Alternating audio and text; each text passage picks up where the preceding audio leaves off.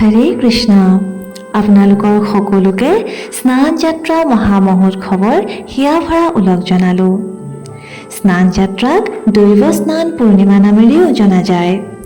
এয়া হৈছে জেঠ মাহৰ পূৰ্ণিমা তিথিত পালন কৰা ভগৱান শ্ৰী জগন্নাথৰ অত্যন্ত পবিত্ৰ তথা এক বিশেষ উৎসৱ।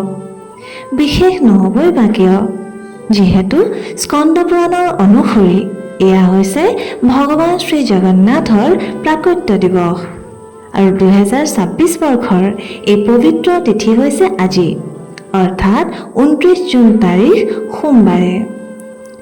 ভগৱানৰ লীলাসমূহ অনন্ত আৰু এই দিব্য লীলাসমূহ ভগৱানে কেৱল নিজৰ ভক্তগণৰ সৈতে ভাৱপূৰ্ণ আদান প্ৰদানৰ হেতুৱেই নকৰে, অপিতু এই মধুৰ লীলাসমূহৰ মাধ্যমেৰে আমাৰ দৰে বদ্ধ জীৱসমূহৰ উদ্ধাৰ কৰাটোও হৈছে ইয়াৰ এটা প্ৰমুখ কাৰণ। যাতে সেই লীলাসমূহ যেতিয়া আমি শ্ৰৱণ কৰিম, উপলব্ধি কৰিম, তেতিয়া ইয়াৰ দ্বাৰা আমাৰো জন্ম জন্মান্তৰৰ পৰা সঞ্চিত হৈ থকা ঘোৰ পাপ নষ্ট হৈ পৰিব তথা বাৰে বাৰে শ্ৰৱণ কৰিলে আমাৰ হৃদয়তো ভগৱত প্ৰেম উৎপন্ন হ'ব। ভগৱানে লাগে যি ৰূপেই ধাৰণ কৰি নাহক কিয়, সেয়া লাগে নৰসিংহই হওক, মৎস্য অথবা কুৰ্ম অৱতাৰেই হওক, অথবা তেওঁ লাগে কাঠেৰে নিৰ্মিত জগন্নাথ ৰূপ ধাৰণ কৰিয়ে নাথাকক কিয়, কিন্তু তেওঁৰ উদ্দেশ্য কেৱল এয়ে যে কিদৰে আমি জন্ম মৃত্যুৰ জটিল চক্ৰত ফচি থকা আত্মাই তেওঁৰ শৰণাগতি গ্ৰহণ কৰোঁ। আৰু ভগৱানৰ লীলাৰ দ্বাৰাই এয়া সম্ভৱ হয়। যিবোৰ শ্ৰৱণ কৰি জীৱই ভগৱানৰ প্ৰতি এনেদৰে ধাৱমান হৈ পৰে, যিদৰে এখন নদী সমুদ্ৰৰ দিশলৈ স্বাভাৱিকভাৱে ঢাপলি মেলে। পূৰ্বতে উল্লেখ কৰাৰ দৰে যিহেতু স্কন্দ পুৰাণৰ অনুসৰি স্নান যাত্ৰা ভগৱান শ্ৰী জগন্নাথৰ প্ৰাকট্য দিৱস হয়, সেইবাবে আহক আজি আমি প্ৰথমে জগন্নাথৰ প্ৰাকট্য তথা স্নান যাত্ৰাৰ সৈতে জড়িত কিছুমান লীলাৰ বিষয়ে সংক্ষিপ্ততে শ্ৰৱণ কৰোঁ।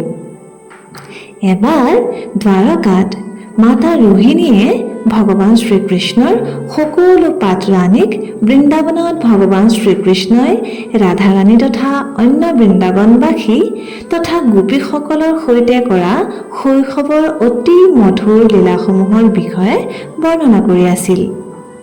সেই লীলা শ্ৰৱণ কৰি বাহিৰত দুৱাৰত থিয় হৈ থকা ভগৱান শ্ৰীকৃষ্ণ, বলৰাম তথা সুভদ্ৰা ইমান আনন্দিত, ভাৱ বিভোৰ তথা বিস্মিত হৈ পৰিল যে তেওঁলোকৰ চকু বহল হৈ পৰিল, মুখ মেল খাই থাকিল আৰু অন্য অংগসমূহ কোঁচ খাই শৰীৰত প্ৰৱেশ কৰিলে।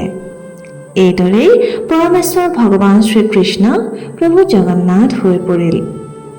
আৰু আকাশ মাৰ্গেৰে গৈ থকা দেৱৰ্ষি নাৰদে যেতিয়া তেওঁৰ প্ৰভুৰ এই অদ্ভুত ৰূপ অকস্মাৎ দেখা পালে, তেওঁ আনন্দত মতলীয়া হৈ পৰিল আৰু সেই তেতিয়াই ভগৱানক তেওঁ বিনতি কৰিলে যে তেওঁ সম্পূৰ্ণ বিশ্বকে এই ৰূপৰ দৰ্শনৰ সৌভাগ্য প্ৰদান কৰে যেন।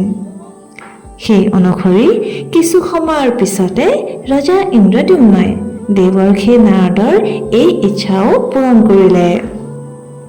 তেতিয়া ভগৱানে ৰজা ইন্দ্ৰদ্যুম্নৰ সপোনত আহি ক'লে যে হে ৰাজন, জেঠ মাহৰ পূৰ্ণিমা তিথিত মোৰ আৱিৰ্ভাৱ হয়, সেইবাবে এই দিনটোত অভিষেক কৰাই মোৰ পূজন অৰ্চন কৰিবা। ৰজা ইন্দ্ৰদ্যুম্নই সেই দিনটোৰ পৰাই স্নান যাত্ৰা পৰ্বৰ আয়োজন আৰম্ভ কৰিলে।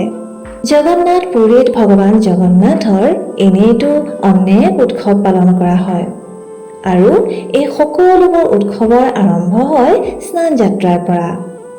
এই দিনটোত ভগৱান মন্দিৰৰ পৰা বাহিৰলৈ আহে আৰু পুৰীত ভগৱানৰ প্ৰসাদৰ বাবে প্ৰসিদ্ধ আনন্দ বজাৰৰ কাষতে এক উচ্চ স্থান স্নান মণ্ডপত ভগৱানক স্নান কৰোৱা হয়। যিহেতু ভগৱানৰ সেয়াই আদেশ আছিল যে মোক এনে স্থানত স্নান কৰোৱাবা য'ৰ পৰা কেৱল দেৱতাসকলেই নহয়, বৰঞ্চ পৃথিৱীৰ সকলো মানুহে আলাসতে মোক দেখা পায় যাতে। জগন্নাথ মন্দিৰৰ হস্তিদ্বাৰৰ কাষতে এটা সোণৰ কুঁৱা আছে, যিটো ভগৱানৰ নিৰ্দেশ অনুসৰি ৰজা ইন্দ্ৰদ্যুম্নই নিৰ্মাণ কৰোৱাইছিল। স্কন্দ পুৰাণৰ অনুসৰি জেঠ মাহৰ প্ৰথম দিনটোত বিশ্বৰ সমস্ত তীৰ্থৰ জল সেই কুঁৱাটোত আহি প্ৰৱেশ কৰে। সেই বিশেষ কুণ্ডটো অৱশ্যে গোটেই বছৰটো বন্ধ হৈ থাকে, কিন্তু জেঠ মাহৰ পূৰ্ণিমাৰ এদিন পূৰ্বেহে সেয়া খুলি পৰিষ্কাৰ কৰা হয় তথা 108টা কলহত পানী ভৰাই থোৱা হয় আৰু তাত কৰ্পূৰ, চন্দন, অত্যন্ত সুগন্ধিত তেল ভৰাই তাৰ ওপৰত শ্ৰীফল ৰাখি ৰাতি সেইবোৰ অধিবাস গৃহত থোৱা হয়। তাৰ পিছত পৰৱৰ্তী দিনা ভগৱানক স্নান মণ্ডপলৈ অনা হয়, যি প্ৰক্ৰিয়াটোক পাহান্দি বিজয় বুলি কোৱা হয়। স্নান মণ্ডপত সুন্দৰকৈ আসনত বহোৱাৰ পিছত প্ৰভু জগন্নাথ, বলদেৱ তথা মা সুভদ্ৰাক সেই কলহৰ জলেৰে স্নান কৰোৱা হয়।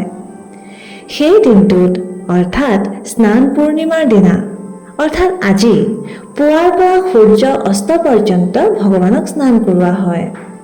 ইয়াৰ লগতে ওপৰৰ পৰা সুগন্ধিত পুষ্পৰ বৰিশণ কৰা হয়। এই সুগন্ধিত ফুলবোৰ শীতল হয় তথা সমুদ্ৰৰ পৰাও শীতল বায়ু প্ৰবাহিত হৈ থাকে, যাৰ ফলত ভগৱানৰ চৰ্দি লাগি জ্বৰো হয়। আৰু স্কন্দ পুৰাণৰ অনুসৰি প্ৰভু জগন্নাথে ৰজা ইন্দ্ৰদ্যুম্নক কৈছিল যে এতিয়া মই 15 দিন পৰ্যন্ত দৰ্শন নিদিওঁ তথা অন্তঃপুৰত লক্ষ্মী দেৱীৰ সৈতে নিবাস কৰিম, আৰু সেই সময়ত মোক এনে ভোজন দিবা যিবোৰ ৰোগী ব্যক্তিৰ বাবে উৎকৃষ্ট। আৰু যেতিয়া বনৌষধি তথা কাঢ়া ইত্যাদি লৈ মই সম্পূৰ্ণ সুস্থ হৈ পৰিম, তেতিয়া 15 দিনৰ পিছত মোক ৰথত বহাই ফুৰাবলৈ লৈ যাবা, মই অলপ ফুৰিব খুজিম। সেয়া আছিল প্ৰভু জগন্নাথৰ নিৰ্দেশ। ঠিক সেইমতে আজিও স্নান পূৰ্ণিমাৰ 15 দিনৰ পিছত প্ৰভু জগন্নাথ নিজ ভাতৃ বলদেৱ তথা ভগ্নী সুভদ্ৰাৰ সৈতে ৰথত বহি ভ্ৰমণ কৰিবলৈ ওলাই যায়, যি সুন্দৰ উৎসৱক আমি সকলোৱে ৰথযাত্ৰা বুলি কওঁ। যি কি নহওক, স্নান পূৰ্ণিমাৰ দিনাই সন্ধিয়া ভগৱানে গজবেশ অৰ্থাৎ হাতীৰ বেশ ধাৰণ কৰে। ইয়াৰ ৰহস্য আছিল এনেধৰণৰ যে গণপতি ভট্ট নামৰ এজন পৰম ব্ৰহ্মৰ উপাসক আছিল, যিজনে সমস্ত শাস্ত্ৰ অধ্যয়ন কৰি এই সিদ্ধান্তত উপনীত হ'ল যে পৰম ব্ৰহ্মৰ দৰ্শন কৰিলে ব্যক্তি জীৱনমুক্ত হৈ পৰে। আৰু শাস্ত্ৰতে তেওঁ এই কথাও পঢ়িলে যে জগন্নাথ পুৰীত পৰম ব্ৰহ্মই নিবাস কৰে। কিন্তু ক'ৰবাৰ পৰা তেওঁৰ মনত এই কথাৰ সাজ বহি গৈছিল যে পৰম ব্ৰহ্মৰ খুৰ থাকে। সেইবাবে তেওঁ যেতিয়া জগন্নাথ পুৰীত দৰ্শন কৰিবৰ নিমিত্তে উপস্থিত হ'ল, আৰু সেই দিনটো আছিল জেঠ মাহৰ পূৰ্ণিমাৰ দিন, কিন্তু তাত আহি দেখা পালে যে আৰে এওঁৰ দেখোন খুৰেই নাই।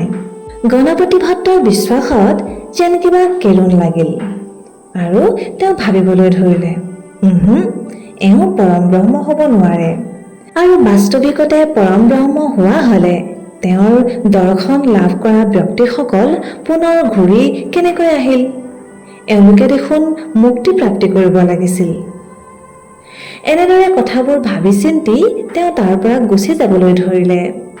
এই দৃশ্য দেখি প্ৰভু জগন্নাথৰ খুব দুখ অনুভৱ হ'ল, আৰু তৎক্ষণাৎ তেওঁ এজন ব্ৰাহ্মণৰ ৰূপ ধাৰণ কৰি তেওঁৰ ওচৰ চাপি তেওঁক বুজালে, আৰে গণপতি ভট্ট, ৰবা, এওঁৱেই হৈছে সেইজন যিজনক সাক্ষাৎ কৰিবৰ বাবে তুমি আহিছা। যোৱা, পুনৰ গৈ দৰ্শন কৰাচোন।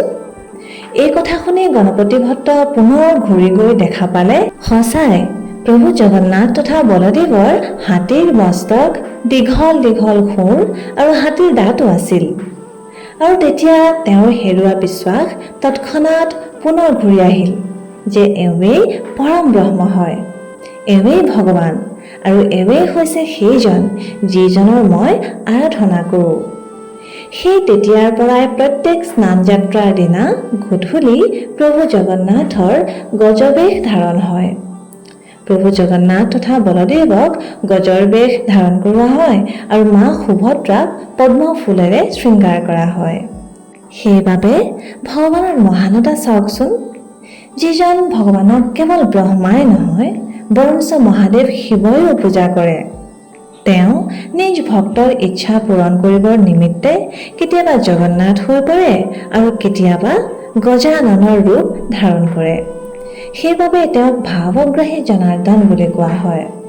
আৰু গৌড়ীয় বৈষ্ণৱসকলৰ বাবেও এয়া এক অত্যন্ত বিশেষ দিন হয়, যিহেতু শ্ৰী চৈতন্য মহাপ্ৰভুৱে সন্ন্যাসৰ পিছত শ্ৰী জগন্নাথপুৰীত সবাতোকৈ অধিক সময় নিবাস কৰিলে। তেওঁ স্বয়ং নিজেও এই স্নান যাত্ৰাৰ আনন্দ উপভোগ কৰিছিল। যিদৰে আমি ইতিমধ্যে আলোচনা কৰিলোঁ যে স্নান যাত্ৰাৰ পিছত 15 দিন প্ৰভু জগন্নাথে দৰ্শন নিদিয়ে আৰু সেই সময়ত সবৰ জাতিৰ লোকসকলে প্ৰভুৰ সেৱা শুশ্ৰূষা কৰে। আৰু আমি সকলোৱে জানো যে শ্ৰী চৈতন্য মহাপ্ৰভু হৈছে স্বয়ং শ্ৰীকৃষ্ণ, যি শ্ৰীমতী ৰাধাৰাণীৰ ভাৱ গ্ৰহণ কৰি অৱতাৰ গ্ৰহণ কৰে। সেইবাবে তেওঁৰ এটা নাম হৈছে কৃষ্ণ বিৰহ বিদুৰ। আৰু শ্ৰী জগন্নাথ প্ৰভু হৈছে স্বয়ং শ্ৰীকৃষ্ণ, কিন্তু ৰাধাৰ বিৰহত ব্যাকুল। সেইবাবে তেওঁৰ এটা নাম হৈছে ৰাধা বিৰহ বিদুৰ। অৰ্থাৎ প্ৰভু জগন্নাথে ৰাধা ৰাধাৰ নাম লয় আৰু ৰাধা ৰাণীৰ ভাৱত স্থিত শ্ৰী চৈতন্য মহাপ্ৰভুৱে কৃষ্ণ কৃষ্ণ কৰি থাকে। চাওকচোন ভগৱানৰ কেনে লীলা। তাৰ পিছত তেওঁলোকৰ মিলন হয় জগন্নাথপুৰীত।